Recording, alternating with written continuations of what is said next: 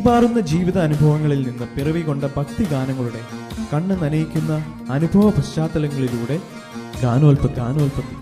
കർത്താവായ യേശുക്രിസ്തുവിന്റെ നാമം വാഴ്ത്തപ്പെടുമാറാകട്ടെ. ഗാനോൽപ്പത്തിയുടെ എല്ലാ ശ്രോതാക്കൾക്കും കർത്തൃനാമത്തിൽ എന്റെ സ്നേഹവന്ദനം. ഗാനങ്ങളുടെ ഉത്ഭവത്തെക്കുറിച്ച് ചിന്തിച്ചുകൊണ്ടിരിക്കുന്ന ഈ അധ്യായത്തിൽ നിങ്ങളുമായി പങ്കുവെക്കുവാൻ ആഗ്രഹിക്കുന്നത് എന്റെ ദൈവം മഹത്വത്തിൽ ആർദ്രവാനായി ജീവിക്കുമ്പോൾ എന്ന ഗാന പശ്ചാത്തലത്തെക്കുറിച്ചാണ്. ഈ ഗാനത്തിന്റെ രചയിതാവ് ഇടയാറന്മുള മൂത്താംപാക്കൽ സാധു കൊച്ചുകുഞ്ഞുപദേശിയാണ്. എന്റെ ദൈവം മഹത്വത്തിൽ ആർദ്രവാനായി ജീവിക്കുമ്പോൾ സാധു ഞാനീ തോണി തന്നിൽ ക്ലേശിപ്പാൻ ഏതും കാര്യമില്ലെന്നെന്റെ ഉള്ളം ചൊല്ലുന്നു. ഏതും കാര്യമില്ലെന്നെന്റെ ഉള്ളം ചൊല്ലുന്നു.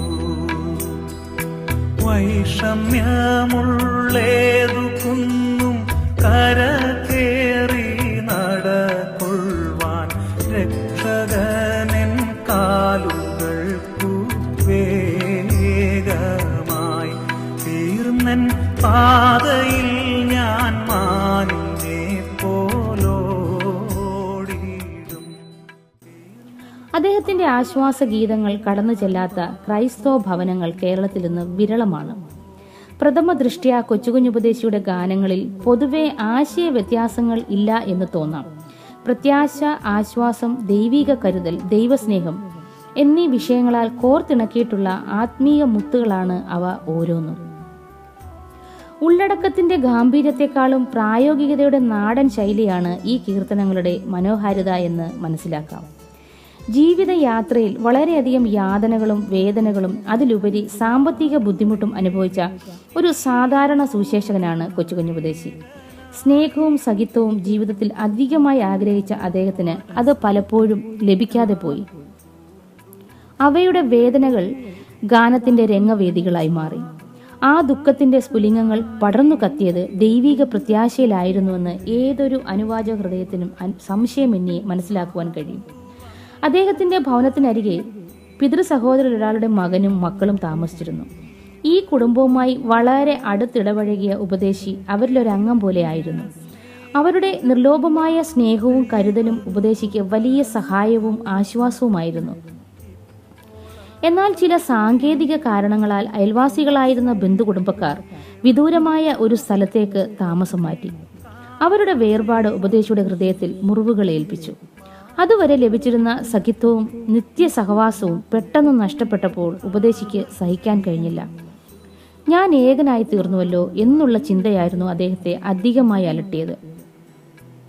കഠിനമായ നിരാശ അദ്ദേഹത്തെ നിരന്തരം ശല്യപ്പെടുത്തി. വിഷാദപൂർവ്വം തളർന്നിരുന്നപ്പോൾ അദ്ദേഹത്തിന്റെ മനസ്സിലേക്ക് പെട്ടെന്നൊരു ചിന്ത ആശ്വാസം നൽകി കടന്നു വന്നു. എന്റെ ദൈവം ജീവിക്കുന്നിടത്തോളം കാലം ഞാൻ ഭാരപ്പെടേണ്ട ആവശ്യമെന്തിന് എന്ന ചിന്താഗതി അദ്ദേഹത്തിന്റെ മനസ്സിൽ കുളിരേകി. ദൈവിക കരുതലിന്റെ ആദിമ പാഠങ്ങൾ രുചിച്ചറിഞ്ഞ നിമിഷങ്ങളിൽ അദ്ദേഹത്തിന്റെ ഹൃദയഭിത്തികളിൽ നവ്യമായ ആശയങ്ങൾ നിറഞ്ഞു തുളുമ്പി. ഒടുവിലത് വിരൽത്തുമ്പിലൂടെ അടർന്നു വീണപ്പോൾ ഒരു ഗാനമായി രൂപപ്പെട്ടു. അപ്രകാരം ലഭിച്ച വരികളാണ് എന്റെ ദൈവം മഹത്വത്തിൽ എന്ന എക്കാലവുമുള്ള ക്രൈസ്തവരുടെ പ്രിയങ്കരമായ ഈ ഗാനം. ആശ്വാസഗീതങ്ങൾ എന്ന ഓമന പേരിലാണ് സാധു കൊച്ചുകുഞ്ഞുപദേശിയുടെ പാട്ടുകൾ അറിയപ്പെടുന്നത്. സന്ധ്യാപ്രാർത്ഥനയുടെ സമയത്തും ആത്മീയ കൂടിവരവുകളുടെ മധ്യയിലും ഉരുവിടുന്ന ആശ്വാസഗീതങ്ങളുടെ ഈരടികളിലൂടെ കേരളീയ ക്രൈസ്തവ വിശ്വാസികളുടെ മനസ്സിൽ അദ്ദേഹത്തെപ്പറ്റിയുള്ള സ്മരണ ഇന്നും പരിമളം പരത്തി നിൽക്കുന്നു. എന്നെ ശ്രവിച്ചുകൊണ്ടിരിക്കുന്ന ആരെങ്കിലും ഏകാന്തതയുടെയും ഒറ്റപ്പെടലിന്റെയും വേദനയാൽ ഭാരപ്പെടുകയാണെങ്കിൽ തീർച്ചയായും ഈ ഗാനം ആശ്വാസം പകരും, സംശയമില്ല. ദൈവനാമം വാഴ്ത്തപ്പെടുമാറാകട്ടെ. ആമേൻ. വിചാരിപ്പിൻ വിതയില്ല, കൊയ്ത്തുമില്ല, ദൈവമാവയ്ക്കായി വേണ്ടതേകുന്നു. ലില്ലി പുഷ്പങ്ങൾക്കും അവൻ ശോഭ നൽകുന്നു. ലില്ലി പുഷ്പങ്ങൾക്കും അവൻ ശോഭ നൽകുന്നു. എന്റെ മഹത്വത്തിൽ ആർദ്രവാനായി ജീവിക്കുമ്പോൾ സാധു ഞാനീ കോടി തന്നിൽ ക്ലേശിപ്പാൻ ഏതും കാര്യമില്ലെന്നെൻ്റെ ഉള്ളം ചൊല്ലുന്നു. ഏതും കാര്യമില്ലെന്നെൻ്റെ ഉള്ളം ചൊല്ലുന്നു.